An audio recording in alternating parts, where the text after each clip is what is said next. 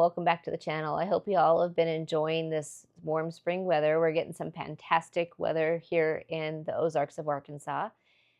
So yesterday, one of my best girlfriends came up and asked me if I wanted a flat of local strawberries, and I said, you betcha. So thank you to Madeline, a shout out to her for getting me some fresh local strawberries. So now that I've got these wonderful strawberries, I need to figure out what to do with them. So today I thought I would show you how to make a traditional long-cooked strawberry jam. This is the type of jam that your great-grandmother would have made. It doesn't use any commercial pectins. It is 2 ingredients, sugar and strawberries. This recipe is a great introductory recipe. If you're new to water bath canning or any type of canning, this is a great recipe to start with. I would really recommend it. So today I am going to be using my ball canning book for the recipe. And the 2 ingredients we're looking for is we're going to be using 8 cups of crushed strawberries to 6 cups of sugar. That's it. That's all you need it. Super easy. And we'll get going on it. So the first thing I'm going to do is start out by rinsing my strawberries and taking the green tops off of them.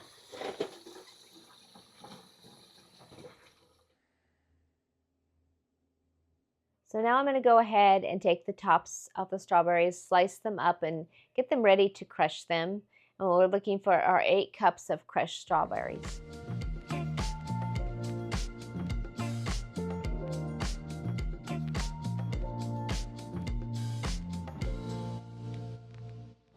So strawberry jam is a favorite of ours here.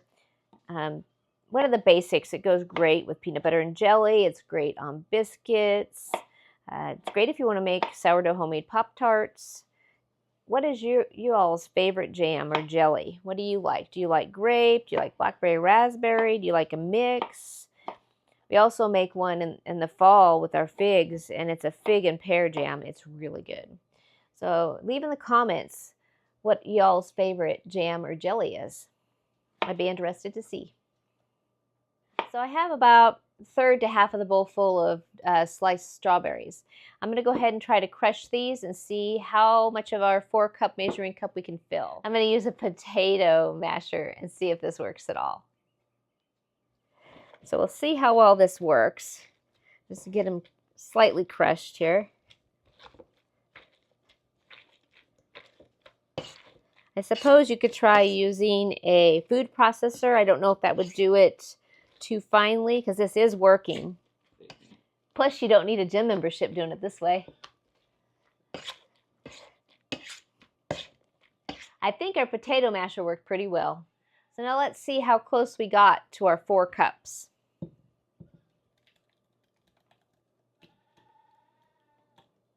think we're going to be pretty close, guys. And it worked just perfect. This is our first 4 cups. I'm going to go ahead and add it to my heavy bottom pot that I have over on the stove, and we'll work on our second 4-cup amount of strawberries. So I've got our second 4 cups of crushed fresh strawberries. I'm going to go ahead and put it in my pan, and then we're going to add in 6 cups of sugar. This is our first 2 cups here.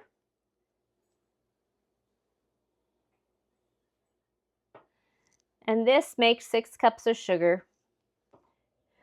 So this is the fun part, guys. We do have to babysit this. It does take a little bit of time without that pectin, but if you're looking for a great survival type of recipe, back in the day you couldn't just run, down to the store quite as easy as you could. The Walmarts maybe didn't exist. Great-grandma's days they didn't for sure. And so this is how they would do it without that package of pectin. So this is a great survival skill to have, is how to make jams or jellies without that pectin.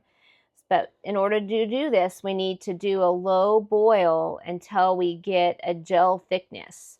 And I'm going to show you how to do this and the different stages, but it does take a while, guys. So be prepared. It's going to take just, a while. I guess I can time it. I can let you know the total of what it took for it to gel so you have an idea. So I'm just going to sit here and stir it in, incorporate it, and begin to let it do its work.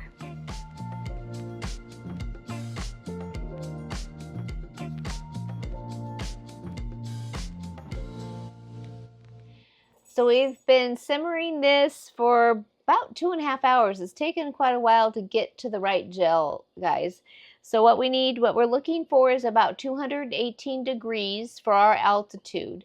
And we're at about 1,400 feet above sea level. So we're right at 218.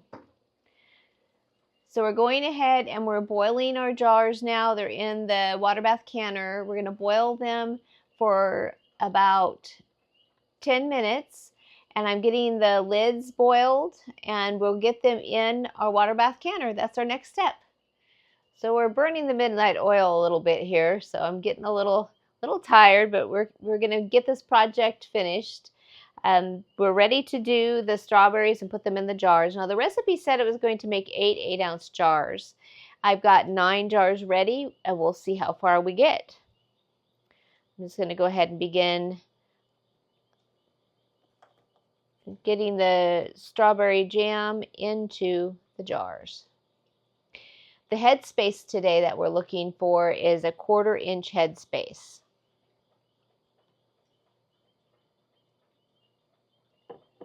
That looks like that's probably pretty close to a 1/4 inch headspace right there, actually. So we like to, as good practice for canning, is I've got a paper towel that I have some vinegar on, and I'm just going to wipe down to get any food particles off of the tops of these jars so we can ensure that we get a proper seal.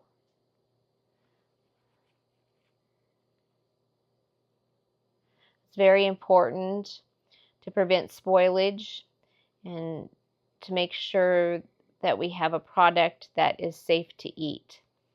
So now that that's done, I have boiled the lids. According to the new standards, I do not believe that this is a necessary practice currently, but I get better seal rates when I do this. So we'll go ahead and get our lids on, and then our rings, we'll tighten them down. I'm going to go back over that one more time. I'm seeing a spot I don't like there. So I'm going to go back over that one, get a little more vinegar, and it's a spot right there I didn't like. There was a little bit left there, guys, so I'm glad I did that. I'm going to go ahead and put my lid back in the water. Okay, now we'll get our rings on. This recipe for us did make 7, not the 8, which I'm fine with. It's still a good amount of yummy strawberry jam for us in the middle of winter when we're craving something that tastes like spring or summer. We'll pull out a jar of this and we'll be enjoying it. I really like the simplicity of this recipe, and the fact that it's just the 2 ingredients to me is awesome. Okay, now we need to make sure these are finger tight, which is just basically just making sure that they're just, and these jars are very hot. I have fire hands, just ask Kevin and Andrew. Okay, so they're ready to go into the pot, the water canner, and we'll get them going. Now they're going to water bath can for 10 minutes. We are at the higher altitude of 1,400 feet above sea level, so we're going to go ahead and do ours for the extra 5 minutes required for canning safety, which will be 15 minutes for us. Everybody at 1,000 feet above sea level or below is going to go for the standard 10 minutes for this recipe. So we'll get them all in and we'll meet back with you when they are coming out. Okay, we want to make sure that we have a clearance of at least 1 inch of extra water above the lids, and that's important to make sure these jars get processed correctly. Tonight we are doing our canning outside on our back deck. Today was about 83 degrees and it was just a little too warm to can inside the house, so we do like to do our canning outside.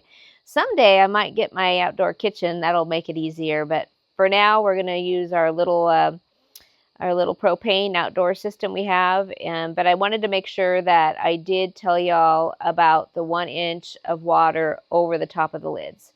So we're going to go ahead and we're going to put the lid on top of this now, and then we are going to wait for it to come up to a roiling boil, and then we'll start our timer at that point.